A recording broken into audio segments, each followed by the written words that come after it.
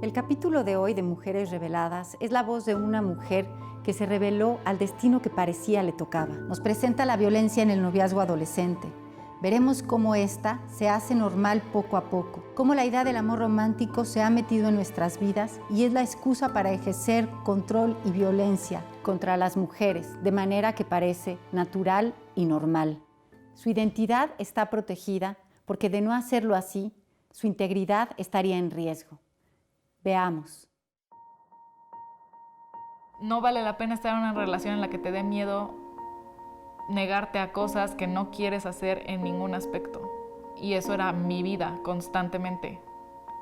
Doblegarme y creyendo que eso era ceder. Yo empecé a andar con un chavo que pues como que no me gustaba mucho, pero yo le gustaba a él, entonces fue como de, ay, qué padre, voy a intentarlo. Empecé a andar con él y luego me di cuenta que neta no me gustaba. Mi mejor amiga me ayudó a cortarlo, que fue algo muy difícil de hacer porque pensé que todo el mundo me iba a odiar. Y lo corté y empecé a andar con otro chavo, me acuerdo. Ese no lo pelé mucho y al final del día volví a andar con el primer chavo. Y esa vez ya fue cuando duró un año, 8 meses y fue toda la primera relación que tuve eh, de noviazgo. Entonces empecé como a los 14 con este chavo y pues duró como hasta los 16 años en total. Pues regresé con él y ahí sí fue como súper enamorada, súper de... Ay, me acuerdo que ponía fotos de... Todavía existía BlackBerry Messenger y ponía mis fotos de amo a mi novio y cosas así. Entonces empezó como un poco desde el arrepentimiento de haberlo cortado la primera vez. Y creo que eso siempre fue algo que me tuvo sostenida porque fue como de yo fui la malvada que te cortó y que anduvo con otro chavo. De hecho, me recordó mucho lo que pasó con este senador y una chava que es influencer, que, que se ve como le dice en un video, como baja la pierna, se te está viendo mucho la pierna. Y me acuerdo mucho, como que sentí en ese video el miedo que ella se le ve en la cara. O sea, ella como que se hace la loca en ese momento, como de, bueno, sí la bajo, jajaja. Ja, ja. Pero de repente te das cuenta que es como, después es el problema. Él me decía como algo que no le había parecido en el momento, pero lo que a mí me daba pavor es que sabía que después se venía una pelea, pelea entre comillas, porque pues una pelea requiere dos personas. En realidad no era una pelea, era como una regañiza hacia mí. Mi mejor amiga y yo hemos sido mejores amigas desde los 5 años y somos como hermanas. Y me acuerdo que el tipo no le gustaba que yo me quedara a dormir con mi mejor amiga porque pensaba que yo me iba a besar con mi mejor amiga o cosas así. Entonces me acuerdo que eran peleas por cosas así, que se inventaba historias de que creía que iban a pasar cosas y no solo me ponía en contra de mí misma, sino me ponía en contra de las personas que me apoyaban, como mi mejor amiga. Y pues era rarísimo porque ni siquiera son cosas que ni siquiera me cruzaban por la cabeza y él inventaba. Entonces era muy perturbador y pues mi mejor amiga y yo nos distanciamos muchísimo por pues ese tipo de situaciones. Y incluso cuando corté con él nos costó muchísimo trabajo recuperar nuestra amistad. Entonces, pues afectó no solo a mí, sino a mi círculo cercano. O sea, también cosas como que no iba, algunas veces no iba a comer con mis papás o cosas así porque él no quería y él quería ir solo conmigo. Ese tipo de situaciones que dices como, bueno, como que en el momento se ven muy livianitas, te vas dando cuenta que te están alejando de tu círculo cercano y a tu red de apoyo. Él me acuerdo que tenía hermanos grandes y me acuerdo que me contaba que él le contaba todo a su hermano y que su hermano le daba consejos. Y su hermano era bastante, yo lo veía que siempre había sido un chavo muy agresivo y también trataba muy mal a su mamá. Pero el problema fue que empezó a escalar así como si no le mandaba un mensaje de buenas noches, pero así larguísimo, se ofendía y decía que no lo quería. Y si no le mandaba, no sé, un mensaje de WhatsApp cada media hora mínimo, también era como, ¿dónde estás? ¿Qué estás haciendo? Y escaló hasta un punto en el que en una fiesta, me acuerdo que o sea, yo en esa época no sabía tomar, nadie sabía tomar. Y yo me puse muy mal, tenía 16 años, y iban a ir mis papás por mí como en media hora. Y yo estaba súper nerviosa. Y me acuerdo que vomité, pero le vomité un poquito encima. y se enojó horrible, pero así horrible, de que me levantó, me llevó al baño, se encerró en el baño conmigo y yo pensé que me iba a ayudar como a limpiarme, pero no, lo que hizo fue darle un golpe a la pared. Nunca había visto a alguien darle un golpe a una pared, pensaba que era un cliché, que pues era como normal en el mundo de los hombres que siempre le dan golpes a la pared, pero nunca lo había visto y menos enfrente de mí, menos por mi culpa. Entonces fue muy, o sea, porque se sintió como que me hubiera querido dar ese golpe a mí, pero no podía. Y mis papás llegaron por mí y todavía llevamos a su amigo y a él a su casa. Y yo iba en el coche así como agarrándole la mano, como rogándole que ya no estuviera enojado conmigo. Y mis papás ahí, y estuvo horrible. O sea, eso estuvo súper estresante porque aparte el amigo era esos amigos que como que le alimentaban la ira en contra de mí.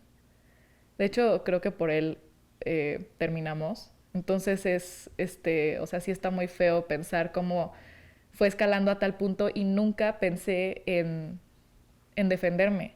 Siempre pensé en pedir perdón yo. Yo me la viví intentando enmendar cosas todo el tiempo para seguir como con esta idea de los novios perfectos, de este plan de vida que teníamos y que sí se influenciaba muchísimo por por la cultura pop y por todas las películas y las series que veíamos o sea, era la norma. O sea, nosotros entre comillas éramos la pareja perfecta para unos chavos de 16 años. Era bien estresante porque era un estándar que te creabas para generar una imagen que era necesaria mantener siempre. Y pues luego te das cuenta que esas cosas no existen y que no son reales y que tampoco son sanas. O sea, que todas las relaciones tienen problemas, y no solo las románticas, sino las relaciones con amigas y las relaciones con familia. Pero pues en el mientras sufría yo para estar manteniendo algo que no era realista.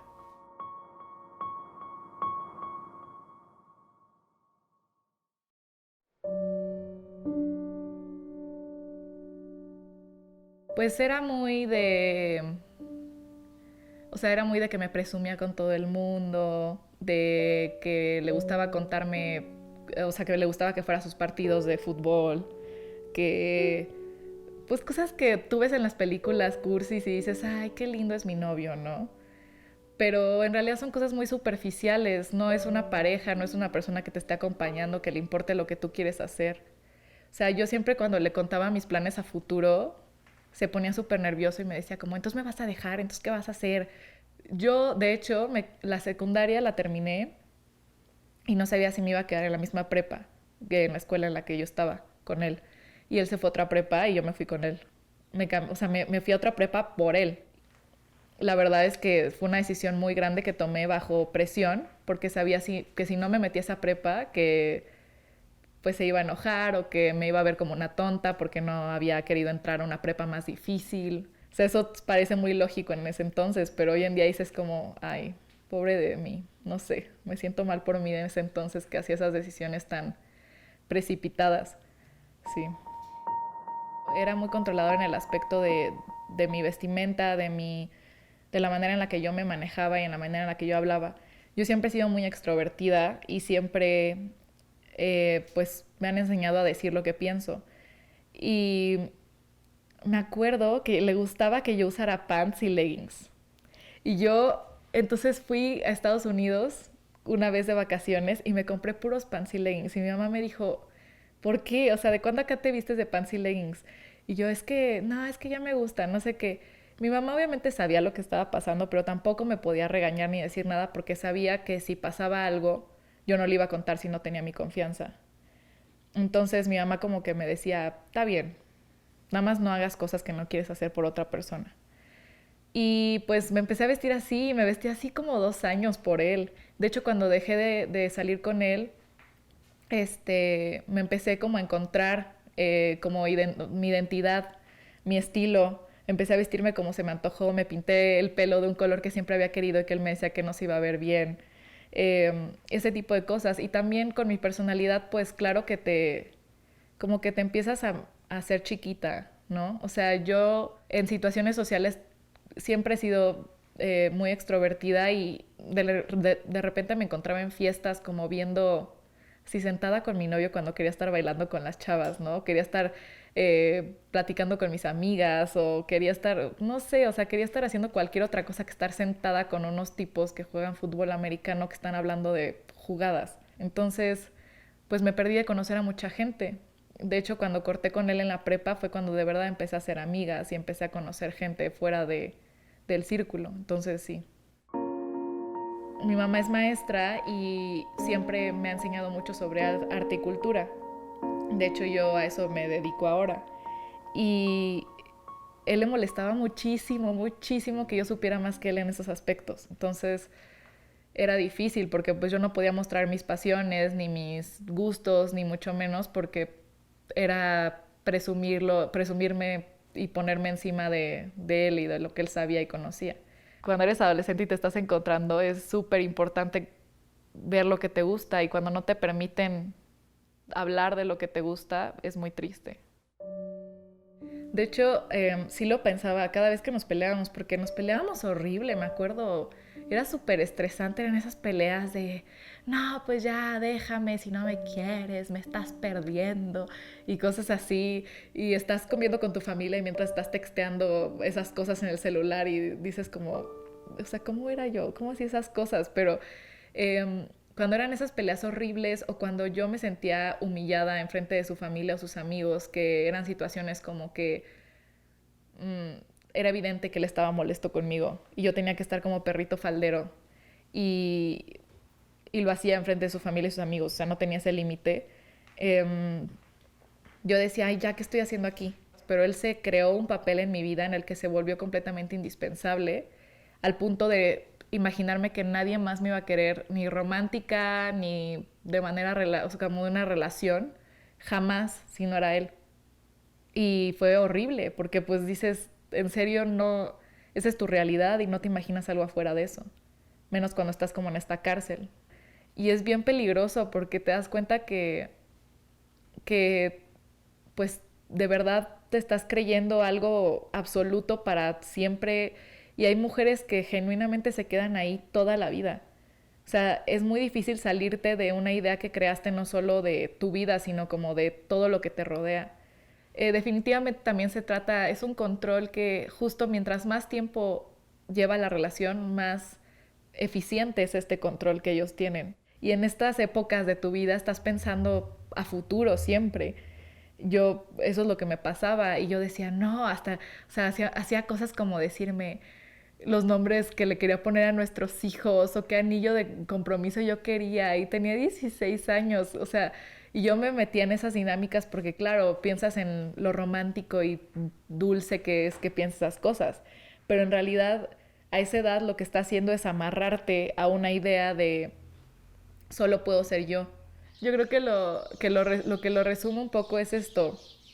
Eh, te va metiendo ideas paulatinamente. Después, las ideas que te mete siempre tienen que ver con tu futuro y con tu familia y con tu círculo cercano, del cual también te está abstrayendo un poco. Y pues al final, lo que pasa es que todos estos pequeños comentarios y estas peleas se van armando a tal punto que piensas que solo existe la posibilidad de estar con él. Por eso, o sea, yo le agradezco mucho que me haya cortado. Hasta la fecha no sé por qué me cortó, pero se lo agradezco mucho. Creo que fue porque su amigo le dijo algo malo sobre mí, que yo le había dicho guapo, otro tipo, algo así. Y ahorita pienso como, en realidad no sé si me quería tanto o no, pero pues era tanto todo el día estar pensando que él iba a escribir de buenas noches, todo el día estar viéndolo, todo el día estar viendo que sus amigos eran ahora mis amigos y ya no tenía mis amigas. Cuando cortamos, eh, todo mi salón me dejó de hablar por él, porque les dijo lo que yo había hecho, que les digo que hasta la fecha no tengo idea qué hice, pero lo, les dijo lo que yo había hecho, les dijo que él me había cortado, que yo estaba loca y que obviamente el clásico, que yo estaba loca y que pues él había tomado la valiente decisión de dejarme ir por mi bien. Entonces no solo me dejó mal a mí, sino quedó muy bien él. y todo el mundo me dejó de hablar. Y fue horrible porque pues yo estaba en una escuela nueva y tuve que ver cómo le hacía. Un semestre entero hice mi horario para no toparme con nadie. Y luego ya hice amigos, pero me costó mucho trabajo y soy una persona muy, de verdad, muy extrovertida, de que hago amigos en cualquier lugar. Y fue tanto el trauma que un semestre entero me estuve escondiendo. Dudé de mi propio juicio en muchísimas ocasiones. Y de hecho, cuando me... Fue horrible cuando me iba a cortar porque no me dijo. O sea, me dejó de hablar y me bloqueó de todos lados, pero no me cortó. Y estuvo 5 días así, como para, ajá, como para que yo me preparara o no sé por qué, pero yo ahí sí caí en como en una espiral de ansiedad horrible, porque hasta la fecha, si alguien no me habla y no me contesta, en vez de querer hablar las cosas y dialogarlas, me cuesta muchísimo trabajo. Me dejó de hablar 5 días y me acuerdo que yo para llamar su atención le dije que me iba a cortar y le mandé una foto con un cuchillo y estuvo horrible porque él le dijo a mi mamá.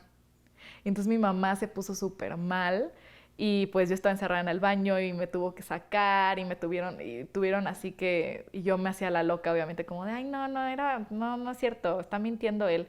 Eso fue lo único bueno que yo creo que hizo para mí. Que decirle, o sea, eso fue bastante responsable de todas las veces que pudo haber sido responsable con nuestra relación. Creo que esa fue la única, porque pues ni siquiera fue con nuestra relación, fue conmigo porque le dijo a mi mamá. Y se lo dijo para molestarme, pero al final sirvió porque mi mamá pues se puso al tiro y me mandó a terapia. Entonces sí fue de gran ayuda y pues nunca volví a tener pensamientos tan de lastimarme a mí misma otra vez. Y aparte me quería lastimar para que él me hablara. Entonces yo como que siempre me he pensado como una persona bastante coherente y ahí dije, no, sí estoy loca. O sea, y lo peor es que sé que le dijo eso a la gente.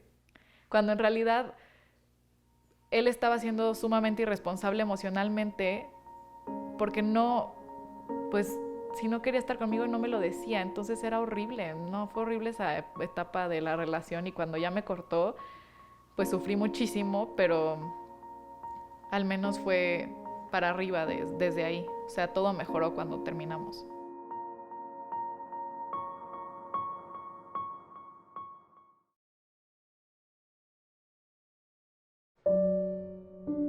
Pues yo creo que no, o sea, no puedo como generalizar, pero supongo que muchas mamás están tratando de darte consejos o de decirte cosas o de decirte alertas, o tus amigas también, y vale la pena escucharlas, vale la pena escuchar a las personas que siempre han estado ahí para ti, que no sacan nada de tener una relación contigo. Y también como confiar en la sabiduría de otras mujeres y de otras personas. Yo creo que eso es lo más importante, o sea, no de cualquiera que no te conozca. O sea, si yo ese día que le golpeó a la pared me hubiera ido con mi amiga y le hubiera hablado a mis papás y no hubiera hecho que mis papás lo llevaran a su casa escondiendo lo que acababa de pasar, quizá hubiera tenido una realización de que eso había sido una situación violenta y que era inaceptable, pero no la tuve porque estaba sola. El poder salirte un poquito y escuchar y reflexionar y darte cuenta que eres tu propia persona y que tienes gente que te quiere, o sea, que neta no estás sola en ningún aspecto, que va a haber alguien siempre que te va a ayudar, es muy reconfortante y se te olvida eso. Entonces es recordarlo y aceptar también ayuda. Yo creo que eso es lo más importante. Algunas cosas que en ese entonces no me parecían violencias y que hoy en día sí me parecen violencias, son pues hacerme que dejara de hablar con mi mejor amiga, hacerme que no le contara todo a mi mamá. Ese tipo de cosas son una violencia enorme y yo las veía como algo normal, como una evolución en la relación. Otra cosa es que, o sea, está bien igual decirle a tu pareja como, ay, te ves bien con eso, pero insistirle tanto que se ponga algo, que se vista de cierta manera, al punto de que cambie completamente su estilo y que se muestre un cambio en su identidad y en cómo se expresa, pues es una violencia enorme y sin duda yo no me di, o sea, yo de verdad no me di cuenta. Estas alertas, hay como banderitas rojas, ¿no? Como el hecho de que le haya pegado a la pared o que enfrente de mí y de su mamá le haya pegado al tablero del coche. Ese tipo de cosas, hoy en día si un tipo las hace, yo no solo me asusto, sino también denuncio el hecho de que está pasando eso. Y eso es un proceso que me costó trabajo hacer, pero que creo que todas debemos llevar a cabo, el de poder alzar la voz y denunciar. Y también creo que, pues, este como acoso constante en el que te están recordando todo lo que haces mal y que tú ya ni siquiera necesitas que te lo recuerden, que tú ya misma te estás sugestionando y pensando todo el tiempo, ay, tengo que hacer esto, como si tuvieras tarea. Por eso no me gusta mucho el término microviolencias, porque pienso que todas las violencias son considerables y claro que son acumulativas, pero justo por eso hay que tener cuidado, porque todas tienen un peso, ¿no? Cuando yo salí de esto, pues me costó mucho trabajo volver a encontrarme, porque había perdido mucho tiempo, o sea, había perdido 2 años de mi desarrollo como mujer, como persona, como estudiante, como todo lo que eres a los 16 años. Y en esa época les digo que me quedé sin amigos un tiempo y luego empecé a hacer amigas. Y eso me ayudó mucho. Regresé a ser la mejor amiga de mi mejor amiga. Regresé a tener amigas otra vez. Regresé a salir a fiestas. Me acuerdo una vez que en terapia toda una sesión se trató sobre que me daba miedo llegar solo a una fiesta porque estaba tan acostumbrada a llegar acompañada. Y mi terapeuta me dijo, pero llegabas muy mal acompañada. Ahora vas a llegar sola y fuerte. Yo solita en la idea de que no dependo de ningún hombre para nada. Y esa es como una de las ideas principales del feminismo.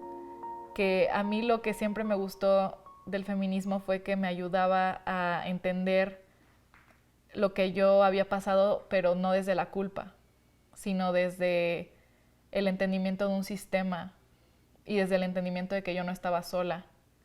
Entonces eso te cambia la vida y te cambia la perspectiva de lo que te pasó y ya no solo te estás revictimizando todo el tiempo, sino también te estás sanando desde la idea de que se puede y de que se puede salir de eso y de que muchas han podido y las que no han podido van a poder y de que todas vamos a poder hacerlo.